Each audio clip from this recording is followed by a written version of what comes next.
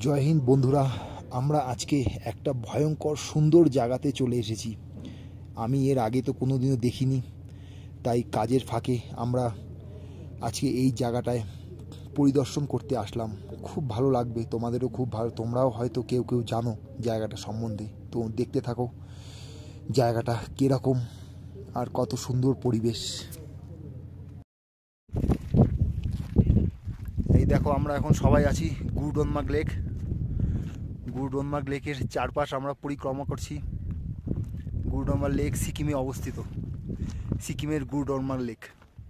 ওই দেখো ওপরে গ্লেসিয়ার, একদম বরফে ঢাকা পাহাড়। ফোকাস করে দেখাচ্ছি, এই দেখো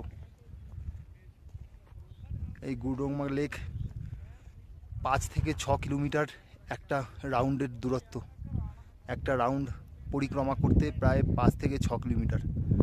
খুব বড়। এখানে মার্চ, এপ্রিল, মে, জুন ট্যুরিস্ট অনেকে আসে। এখন ট্যুরিস্টের কাউকে অ্যালাউ করেনি বলে কেউ আসেনি, তাই আমরা এখানে আর্মির কাজের জন্য এসেছি গুরুডনমার্গ লেক পরিক্রমা করে নিতে।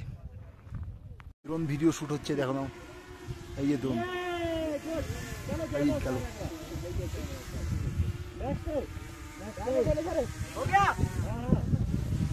আমাদের পরিক্রমা শেষ হলো, আমরা এই জল ভরে নিয়ে চললাম গুরুডনমার্গ লেকের।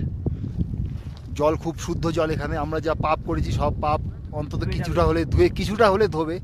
সবগুলো তো ধোবে না, সব পাপ ধুতে পারে না। এত পাপ করেছি না, তাই আজকে আমরা এখানে পাহাড়ে, দুর্গাপুজোর সময়ও পাহাড়ে চড়ে বসে আছি। এত পাপ করেছি, দুর্গা ঠাকুরও দেখেনি আমাদের। চলো টাটা।